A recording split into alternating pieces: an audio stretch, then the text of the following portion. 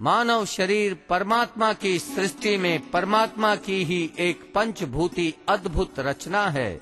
सर्वप्रथम आइए हम मानव शरीर के तीनों मुख्य स्थानों के बारे में जानकारी हासिल करते हैं। वे हैं ब्रह्म स्थान, विष्णु स्थान और शिव स्थान अथवा शक्ति स्थान। ब्रह्म स्थान, यह स्थान हृदय का माना जाता है। इस स्थान पर जीव आत्मा विराजमान रहती है।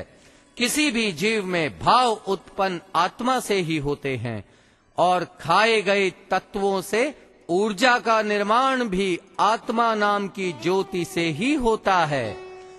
हमारी आत्मा से 5 तरह के भाव उत्पन्न होते हैं: काम, क्रोध, लोभ, मोह और अहंकार। इन भावों का संशोधन राक्षस भाव और देव भाव के रूप में किया गया है। भावनाओं का ही मंथन मस्तिष्क में मन और बुद्धि में होता है और प्राणी जीव अच्छा व बुरा कर्म संपन्न करता है। विष्णु स्थान, मानव शरीर में यह एक बड़ा ही मुख्य स्थान है। मानव शरीर को कार्य करने हेतु आदेश व ऊर्जा इसी स्थान से प्राप्त होती है। यह स्थान मस्तिष्क का स्थान है। मानव मस्तिष्क में मन व बुद्धि दोनों का समावेश होता है। मानव मस्तिष्क में आज्ञा चक्र के भीतर बिंदु स्वरूप मन से ऊर्जा का प्रवाह होता है।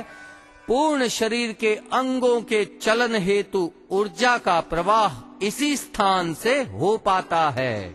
शिव स्थान अथवा शक्ति स्थान, यह स्थान मानव शरीर में 2 रूपों में पाया जाता है।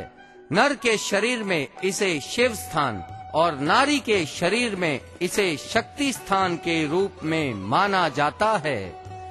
यह स्थान मानव शरीर की उत्पत्ति का भी प्रतीक है। इस स्थान के बिना सृष्टि में उत्पत्ति संभव ही नहीं है। मानव शरीर में ज्ञान की देवी कुंडलिनी शक्ति इसी स्थान पर मूल धारा चक्र में विराजमान रहती है। आइए हम इस बात पर अध्ययन करते हैं कि आज के कलयुग का मानव अत्यंत ही दुखी और रोगी क्यों है। मानव कलयुग के समय में क्यों बड़ी ही थोड़ी आयु का जीवन व्यतीत कर पा रहा है।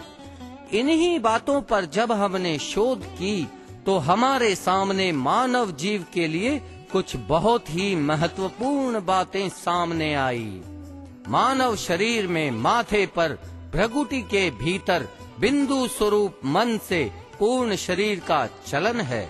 पूर्ण शरीर के अंगों को आदेश के साथ कर्म संपन्न करने के लिए ऊर्जा भी मन से ही विकसित होती है। मन को 2 भागों में बांटा गया। मन का उल्टा हिस्सा निर्बल मन का भाग और मन का सीधा हिस्सा प्रबल मन का भाग होता है।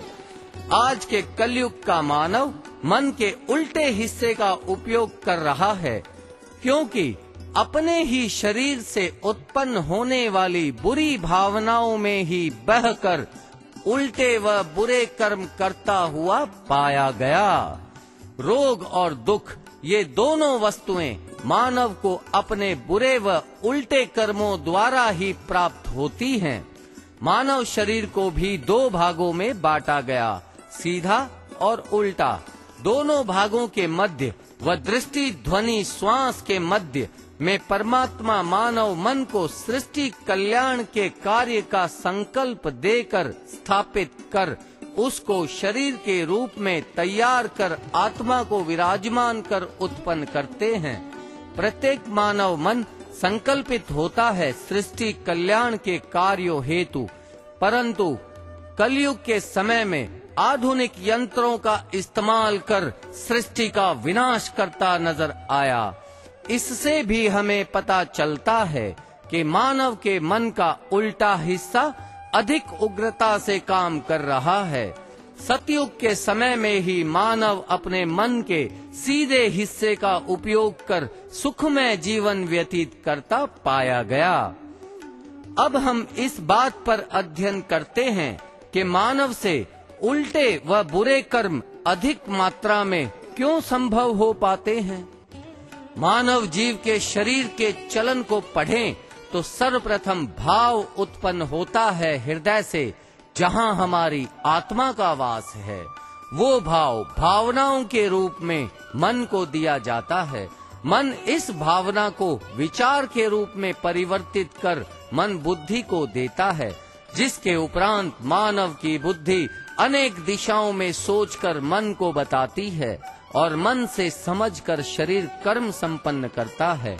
आज के मानव जीव उल्टे व बुरे कर्म अधिक मात्रा में कर रहा है, क्योंकि आज के मानव के मस्तिष्क का उल्टा भाग अधिक ऊर्जा जाने की वजह से अधिक सक्रिय हुआ नजर आया। आइए अब हम इस बात पर अध्ययन करें कि ऊर्जा के प्रवाह हेतु मस्तिष्क में जो जगह बनती है वो किस प्रकार से बनती है। मानव शरीर में 7 चक्रों का समावेश होता है। इन्हीं चक्रों द्वारा मानव शरीर भिन्न भिन्न ध्वनि की तरंगों को निकालता है। पूर्ण मानव शरीर की रचना इन्हीं 7 चक्रों पर आधारित होती है। इन चक्रों से ही मानव हवा के दबाव से भिन्न भिन्न ध्वनियों को अक्षरों के रूप में अपने मुख से निकालता है। मूलधारा चक्र से लेकर आज्ञा चक्र तक इन चक्रों पर अनेक संस्कृत के शब्द जड़े हैं। संस्कृत भाषा सभी भाषाओं की जननी है। वह पूर्ण मानव शरीर की रचना भी इन्हीं अक्षरों पर आधारित होती है। मानव मन को परमात्मा सृष्टि कल्याण का सुंदर संकल्प देकर मस्तिष्क पर सहस्त्र धारा चक्र के रूप में सृष्टि कल्याण के उस कार्य के ज्ञान को अक्षरों के रूप में मस्तिष्क के सीधे भाग पर जड़ देते हैं। मस्तिष्क का प्रत्येक बाल संस्कृत के अक्षर को प्रतिभाषित करता है। इस संकल्प को पूर्ण करने के लिए ही मन को शरीर के रूप में बनाया जाता है।